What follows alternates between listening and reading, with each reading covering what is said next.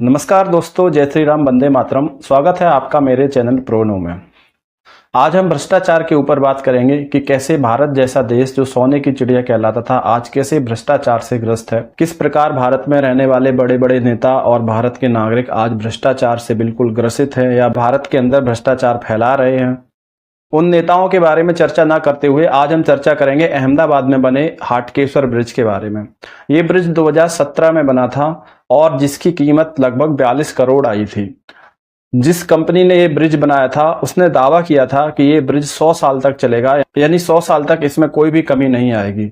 लेकिन सच्चाई जब आप सुनोगे तो आप दंग रह जाएंगे, क्योंकि ये ब्रिज केवल 4 साल ही चल पाया। 4 साल में ही इस ब्रिज ने दम तोड़ दिया। 4 साल बाद इस ब्रिज को मजबूरी में बंद करना पड़ा।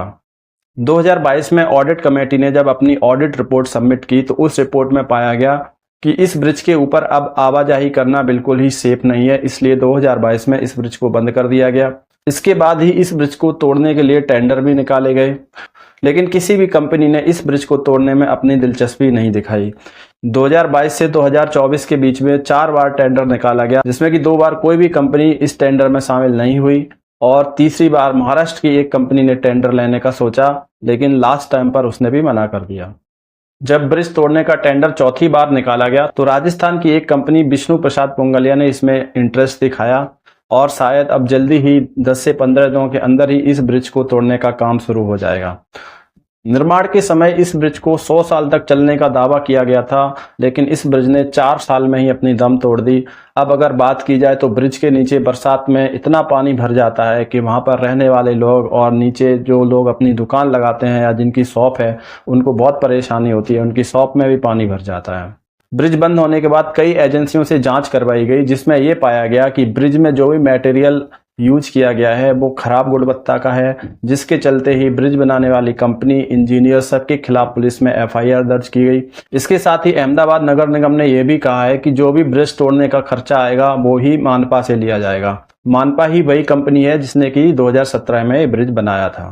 गुजरात के अंदर पिछले 25 सालों से भाजपा की सरकार है और अहमदाबाद नगर निगम में भी लगभग 20 साल से बीजेपी की ही सरकार है। इसके साथ साथ ही अगर केंद्र में भी देखा जाए तो लगभग 10 साल से बीजेपी की सरकार है। फिर भी इतने बड़े पैमाने पर भ्रष्टाचार कैसे हो रहा है, ये सोचने वाली बात है। कोविड-19 की ही तरह भ्रष्टाचार भी भारत में बड़ी तेजी से फैल रहा है। अगर समय रहते भ्रष्टाचार पर नकेल नहीं कसी गई तो इसको रोकना नामुमकिन हो जाएगा भारत के अंदर। भ्रष्टाचार वो दीमक है जो कि हमारे देश की जड़ें खोखली करता जा रहा है और हमें पता भी नहीं चल रहा है कि हमारा जो देश है वो कैसे भ्रष्टाचार की जकड़ में धीरे धीरे आता जा रहा है। सभी सरकारों को उत्तर प्रदेश की योगी सरकार की तर्ज पर ही काम करना चाहिए। जैसे ही पता चले कि कोई रिश्वत लेता है तुरंत ही उसको निलंबित कर देना चाहिए। जब तक अधिकारियों के अंदर उनकी नौकरी जाने का डर नहीं होगा तब तक भ्रष्टाचार है वो भारत से नहीं जाएगा। भ्रष्टाचार हमारे नैतिक जीवन के मूल्यों पर सबसे बड़ा प्रहार है। कैसे भारत के लोग और भारत के नेता हैं वो दिन ब दिन भ्रष्ट होते जा रहे हैं, जो विदेशों में जाकर भी भारत की बुराई करने से नहीं चूकते हैं, जिनको भारत से ज्यादा चीन और पाकिस्तान से प्रेम है। ऐसे लोग भारत में जब तक रहेंगे तब तक भारत से भ्रष्टाचार खत्म नहीं हो सकता। रिश्वत देने वाला व्यक्ति भी उतना ही जिम्मेदार है जितना कि रिश्वत लेने वाला है। इस हिसाब से अगर हमें भ्रष्टाचार को खत्म करना है तो पहले हमें स्वयं बदलना पड़ेगा। अगर हम स्वयं को नहीं बदलेंगे तो भ्रष्टाचार इस देश से कभी खत्म नहीं हो सकता। इसलिए जब भी कोई समस्या आए जिसमें आपको लगे कि आपको रिश्वत देकर काम करना पड़ रहा है तो उस बार एक बार आप जरूर सोचिए कि कैसे हम रिश्वत देकर अपने ही देश को खोखला कर रहे हैं। हमारे देश में भ्रष्टाचारियों की वजह से कितने लोगों की जानें जा चुकी हैं। वो इस बात को कभी नहीं सोचते कि हमारे चंद रुपयों की वजह से कितने लोगों की अमूल्य जान है वो चली जा रही है। वो रोड बनाने में, वो पुल बनाने में इतना घटिया मटेरियल इस्तेमाल करते हैं या इतना घटिया माल इस्तेमाल करेंगे कि वो पुल 2, 3, 4 साल के बाद ही अपनी दम तोड़ देता है। रोड भी 6 महीने में दम तोड़ देता है और उस पर निकलने वाले लोगों को अक्सर दिक्कत का सामना करना पड़ता है। कभी कभी उनका एक्सीडेंट भी हो जाता है। इसी तरह जब अहमदाबाद के हाटकेश्वर ब्रिज में ऊपर बड़े बड़े खड्डे हो गए तब जाके अहमदाबाद प्रशासन की नींद खुली और उन्होंने इस ब्रिज के ऊपर जांच कमेटी बैठाई, जिसमें पता चला कि इस ब्रिज में बहुत ही घटिया मटेरियल यूज किया गया है।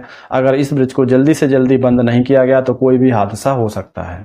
भ्रष्टाचार केवल भारत की ही समस्या नहीं है, भ्रष्टाचार से सभी देश पीड़ित हैं। इसीलिए 9 दिसंबर के दिन एक भ्रष्टाचार उन्मूलन दिवस बनाया गया है, जिसमें सभी लोगों को भ्रष्टाचार के लिए जागरूक किया जाता है कि वो कैसे भ्रष्टाचार के खिलाफ लड़ सकें या कैसे भ्रष्टाचार को रोक सकें। दोस्तों, मेरा वीडियो आपको पसंद आया हो तो वीडियो को लाइक और चैनल को सब्सक्राइब जरूर करें। धन्यवाद।